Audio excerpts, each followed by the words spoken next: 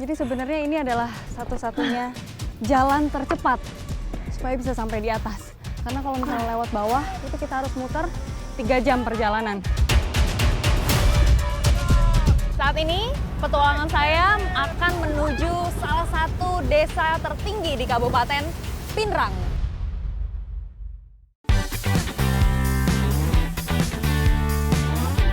Ini dia yang kita cari, bungkang, kepiting kecil-kecil, dan larinya juga cepat sekali. Dia ngumpetnya biasanya di balik-balik batu.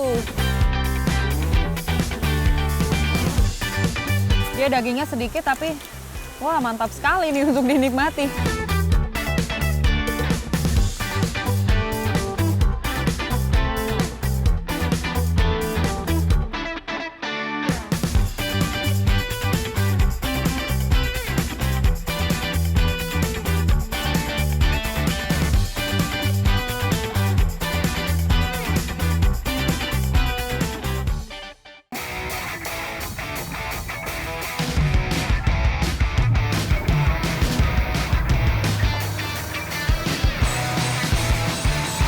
Salamaki Matapori, Sulawesi Selatan. Petualangan saya kali ini ingin mengunjungi salah satu desa pedalaman di Sulawesi Selatan.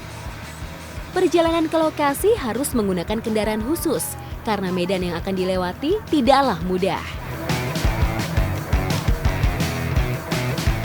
Saat ini petualangan saya akan menuju salah satu desa tertinggi di Kabupaten Pinrang. Nah, pas banget nih bareng ibu-ibu dan juga bapak-bapak yang habis berbelanja ke kota, mereka mau pulang ke desa. Ikuti jejak saya, jejak petualang.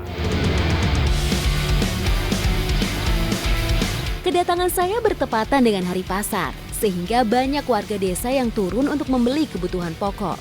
Beruntung saya bisa ikut menumpang mobil double garden yang berfungsi sebagai angkutan umum ini.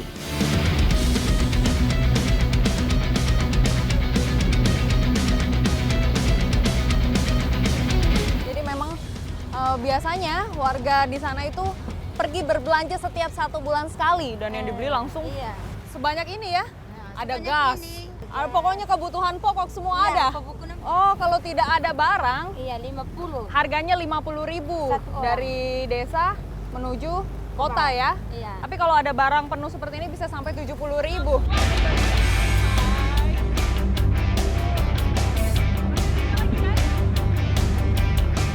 Perjalanan yang ditempuh lebih dari 3 jam, tergantung cuaca pada hari itu.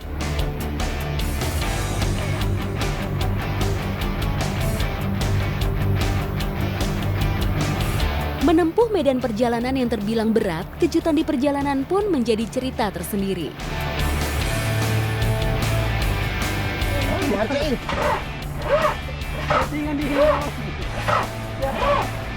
Ini kita mengalami trouble, mesinnya tiba-tiba rusak. Jadi inilah kenapa kalau pergi ke desa kita harus berbarengan. Dorong ke depan. Dorong. Tak kau mendorong Aduh. Luar biasa. Mundur lagi nih. Ini jalanan menanjak. Ayo mundur.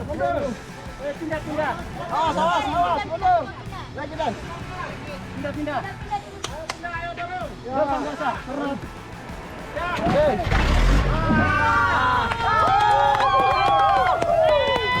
Ya. Keburu lagi. Mendorong mobil beramai-ramai tentu bukanlah hal sulit. Perjalanan pun bisa berlanjut. Nih, kabutnya sudah mulai tebal. Jadi udah mulai dingin juga. Kita berada di ketinggian 750 mdpl. Wah, pantesan aja ya, Bu. Saya mau begitu dulu nih. Hangat. Ini padahal belum di desa terakhir ya. Tapi kabutnya udah setebal ini. Apalagi nanti di desa Leta. Pasti lebih dingin cuacanya. Di pertengahan jalan, kami harus berhenti sejenak, memastikan mobil siap menembus medan berlumpur yang ada di depan. Kenapa ini, Bu? Hah? Kenapa ini? Mau di pasar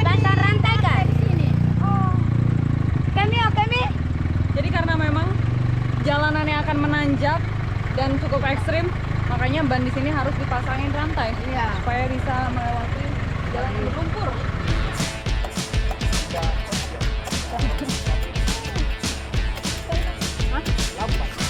Dalam satu mobil biasanya dipasangin rantai itu 3 ban. Karena kalau 1 atau 2 mereka tidak akan kuat. Dan kalau 4-4-nya dipasangin rantai, itu nanti malah jadi lambat pergerakannya. Jadi 3 saja cukup.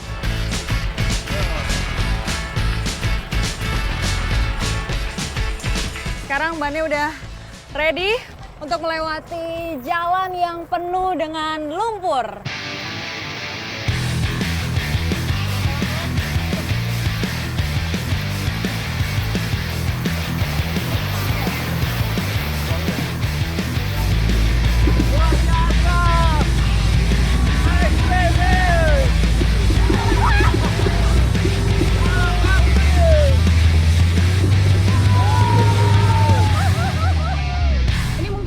Barangnya terlalu berat, sehingga susah menanjak. Pas banget itu mobil belakang juga nggak bisa jalan. Mesinnya mati itu. Perjalanannya selalunya begini. Selalu begini ya, Iya, Bu? kalau cuaca tidak bagus.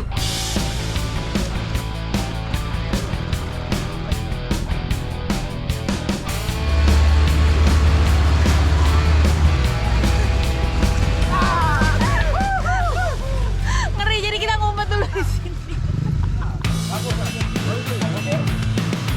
Tali gas yang terputus menjadi bukti betapa sulitnya medan yang dilalui.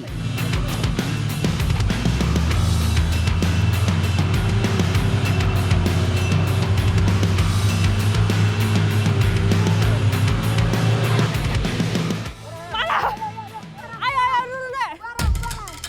Wah. Wah.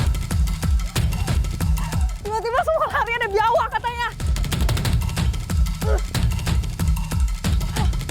Mana, Bang? Wah!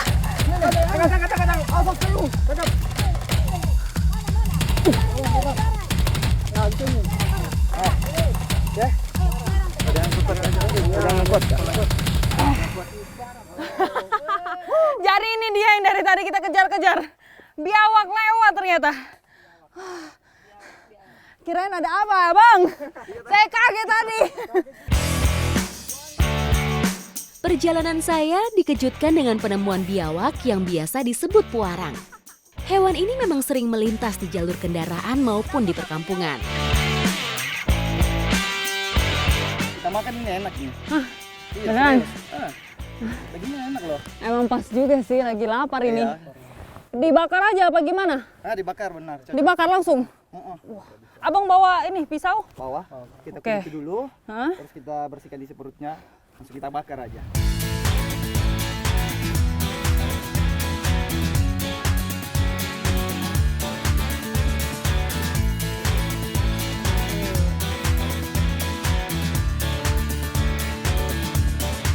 Jadi ini pas sekali ada biawak lewat, makanya saya diajak oleh abang-abang untuk masak.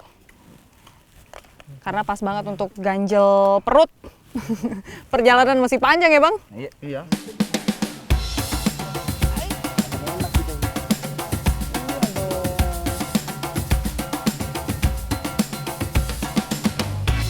Cepat kali. Nah, yuk. Cobain yuk. Coba. Hmm. Mana? Enak loh. Kan? Enak. Enak. Dagingnya ini mirip ayam ya ternyata. Iya. Pertama kali saya coba biawak ini. Pas banget di jalan lapar dapat ini ya. Lihat tekstur. Stamina kembali ini kalau kita makan ginian. Mirip banget sama ayam.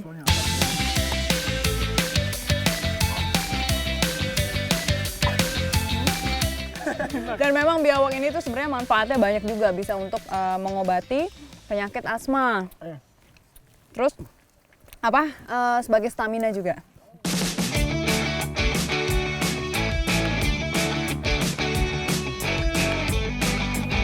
Oh, yuk kita lanjutlah perjalanan. Ibu, saya kembali. Jadi bisa lanjut perjalanan kita? Oke, lanjut perjalanan kita. Ayo.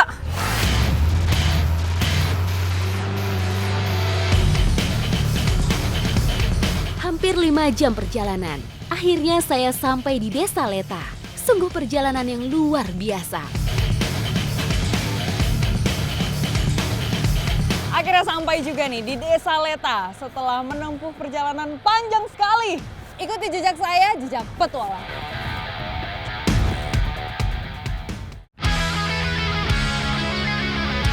Desa Leta merupakan salah satu desa di Kecamatan Lembang dengan luas wilayah lebih dari 1.800 hektar. Tersebar di beberapa kampung, tempat tinggal mereka berjauhan, tidak seperti kampung pada umumnya. Sapi merupakan hewan ternak utama di Leta karena berperan penting bagi proses pengolahan sawah. Sistem memelihara sapi di sini dilepas liarkan untuk mencari pakan. Ketika musim tanam tiba, sapi-sapi akan dibawa kembali ke kandang. Ada cara unik untuk memanggil hewan berkaki 4 ini.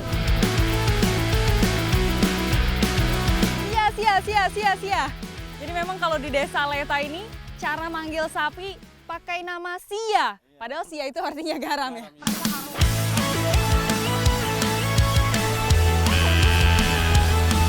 Jadi garam atau sia ini memang salah satu cara atau salah satu makanan untuk menjinakkan sapi. Ini memang nggak biasa ya, sapi-sapi ngedeketin saya. Padahal saya orang baru di sini. Biasanya mereka harus kenal dulu sama bau kita, tapi ini udah langsung mendekat nih karena saya punya sia.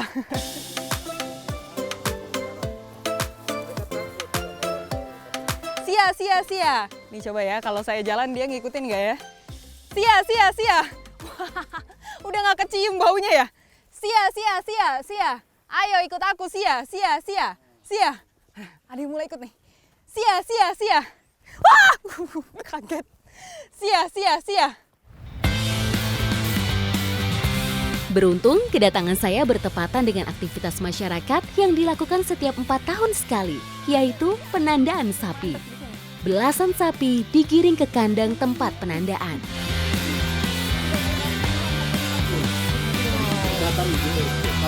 Jadi ini alat untuk menandai sapinya harus dibakar dulu supaya panas, baru nanti ditandai ke badan sapi. Penandaan sapi di sini dengan cara branding atau pengecapan, yaitu memberikan tanda kepemilikan pada kulit. Bentuk tanda ini bisa berupa nomor ternak atau inisial untuk mengetahui siapa pemiliknya. Jadi memang alat untuk menandainya itu ada inisial hurufnya. GRT artinya nama kampung sini.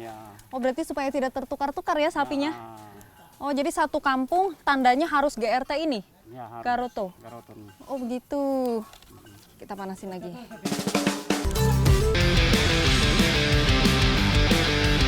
Petualangan saya di Desa Leta masih berlanjut.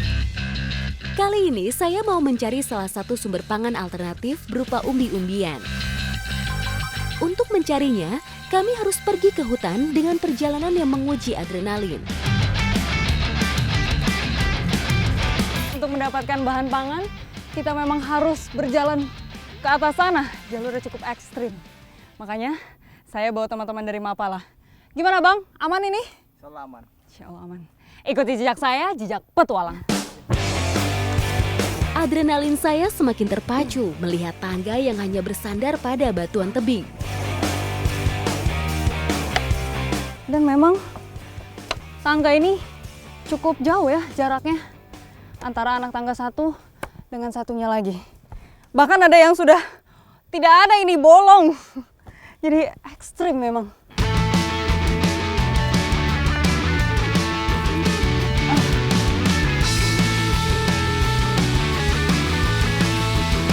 Jadi sebenarnya ini adalah satu-satunya jalan tercepat supaya bisa sampai di atas. Karena kalau misalnya lewat bawah, itu kita harus muter 3 jam perjalanan.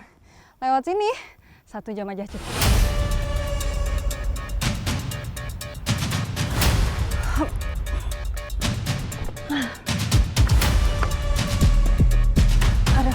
Jadi memang kayu yang dipakai untuk membuat anak tangga ini tidak bisa kayu sembarangan. Harus kayu ulin, kayu yang benar-benar kuat dan bisa bertahan hingga puluhan tahun ya, Bang.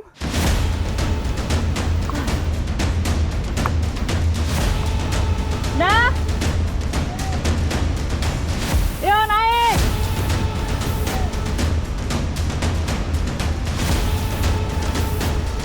Terbayarkan sudah perjalanan saya dari bawah tadi sampai sekarang ada di pinggir tebing seperti ini.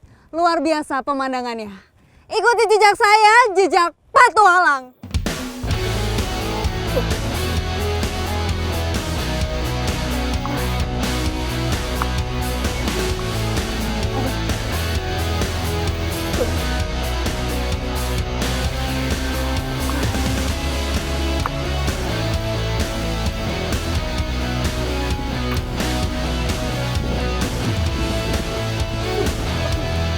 Oke abang, luar biasa sekali. Sampai juga akhirnya. Mana Bapak? Bapak, saya udah berhasil sampai. Senang sekali rasanya. Akhirnya sampai di puncak. Mana? Aduh.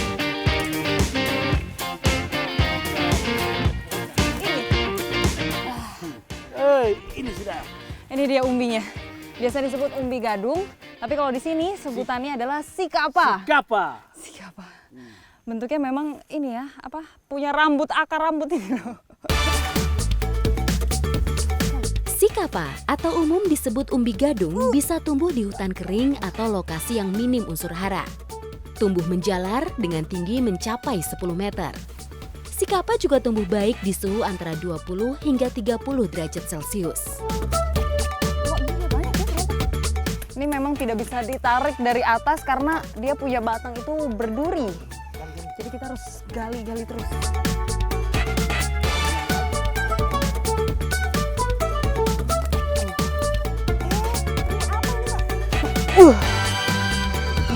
Kita dapat segerombol ini sebanyak ini. Tapi yang bawah-bawah ini ya, mengkerut-kerut gitu bentuknya dia. Aduh, semut lagi. Baik tumbuh semut di sini. Ayo kita bongkar yang sana. Wah, ini baru satu pohon aja dapatnya udah sebanyak ini.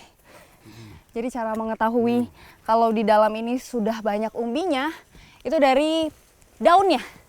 Kalau misalnya daunnya sudah tumbuh ke atas dan juga banyak, nah itu pasti udah dijamin kalau umbinya banyak. Dan ciri-ciri daunnya itu seperti ini. Ada 3 helai, gabung jadi satu.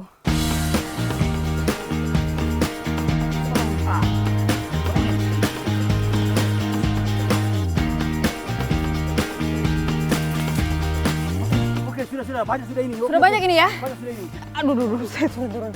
Oke, kita kembali saja yuk Pak ke desa. Habis ini, sikapa mau kita olah.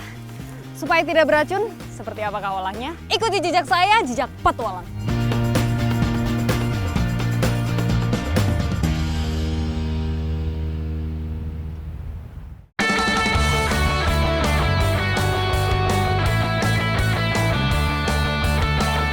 Wah, kita sudah disambut ini Pak. Halo Ibu. Kita datang bawa sikapa. Sikapa mengandung asam sianida, makanya harus melewati proses yang panjang agar aman dikonsumsi. Jadi proses pengolahan sikapa ini memang cukup panjang. Dia harus dikupas terlebih dahulu. Tapi di kupasnya itu juga perlu teknik tersendiri. Bagian tunasnya itu harus selalu berada di atas seperti ini. Terus baru nanti dikupasin ya. Soalnya kalau di bawah nanti itu bisa beracun. Arah ya. Di desa Leta sendiri, gak banyak orang yang bisa mengolah sikapa yang masih mentah karena tidak bisa sembarangan. Ini yang dibersihkan juga bagian getahnya karena dia itu gatal. Iya, gatal. Jadi benar-benar harus hati-hati. Setelah itu nanti dikupas tipis-tipis, baru deh direndam.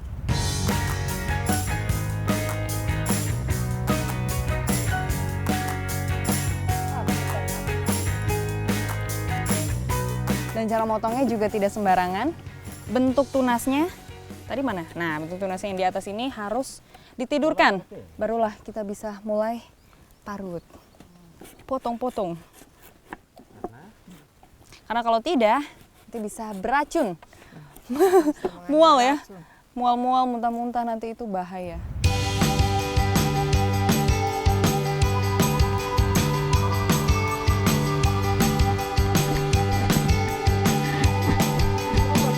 Wah, sudah banyak ini, Bu. Kita campurkan air dulu ya. Untuk direndam. Ini. Jadi memang si kapa ini tidak bisa langsung diolah. Dia harus direndam dulu pakai air kurang lebih selama 3 hari.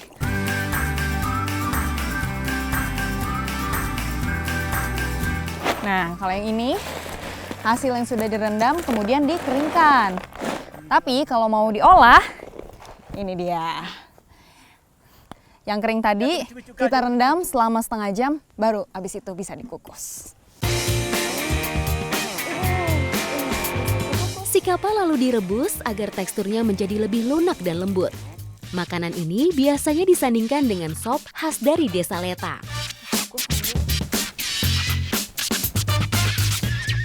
Ini ditunggu berapa lama, Bu? Ya, 30 menit. 30 menit ya? Oke, sambil saya menunggu, mau bantuin Ibu bikin sop.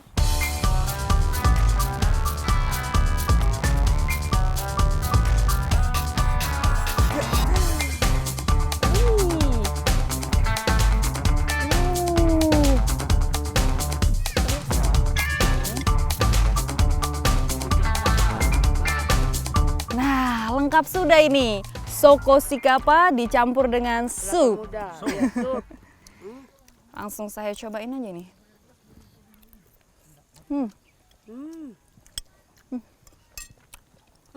Enak. Rasanya memang ada manis-manisnya gitu sedikit. Pantas saja warga desa berani datang ke hutan untuk mencari ini si kapa. Karena mengandung karbohidrat yang tinggi dan bisa sebagai pengganti nasi. Walaupun banyak orang bilang ini beracun, tapi kalau pengolahannya pas dan dipadu-padankan juga dengan makanan seperti ini, seperti sop ini, pasti rasanya itu mantap banget. Ikuti jejak saya, jejak petualang.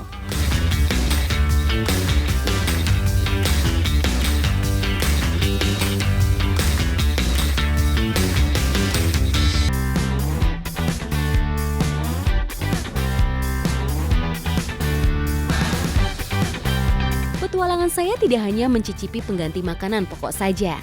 Saya juga mau menikmati lauk pauk yang biasa dicari masyarakat Desa Leta sehari-hari.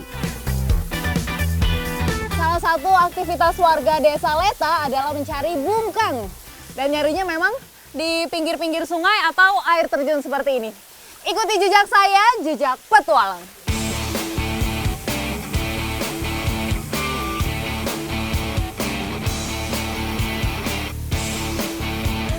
Kita cari bungkang, kepiting kecil-kecil dan larinya juga cepat sekali. Tuh, dia ngumpetnya biasanya di balik-balik batu. Bungkang termasuk kepiting sungai, di daerah lain dikenal dengan sebutan yuyu. Berbeda dengan kepiting laut, ukurannya kecil dan bertubuh gelap. Memiliki tubuh yang tebalnya sekitar sepertiga dari lebar tubuhnya. Biasanya cara ngambilnya juga dengan tangan kosong saja, karena terlihat dia punya capit tapi capitnya kecil. Meski bercapit kecil, tetap saja memberi rasa nyeri pada tangan saya. Jadi memang banyak warga yang mencari bungkang karena ini menjadi sumber lauk pauk hari-hari. Karena biasanya di sini tuh susah mendapatkan ikan, jadi kepiting juga jadi.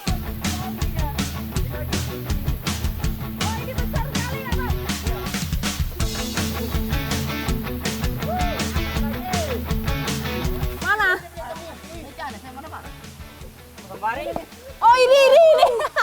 Ya, dia nyapit. Ini dia. Cepat sekali lari. Ayo mana bang? Dingin, jadi pulang aja kita. Ya udah deh, ayo. Ini udah dapat banyak. Habis sini mau kita olah, kira-kira jadi apa ya?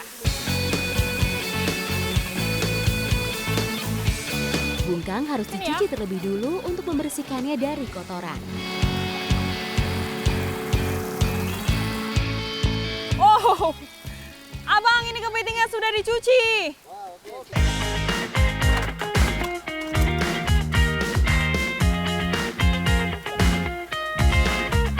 Jadi olahan kita sekarang ini namanya uriang bungkang karena pakai daun uriang ini dan fungsinya itu sebagai pengganti asam.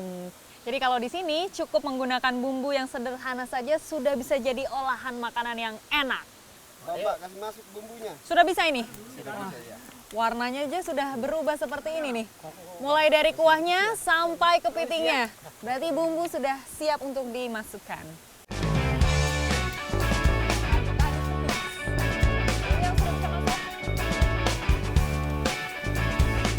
Nah ini daun uriang ini memang mudah didapatkan. Dia tumbuhnya di pinggiran sungai dan di tempat yang berbatu ya.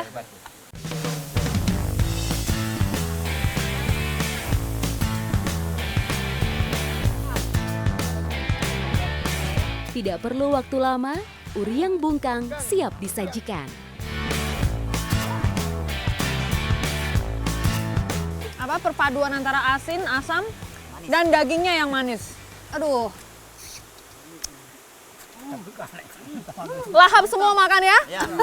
Mantap, mantap. Barusan jumpa. Uh.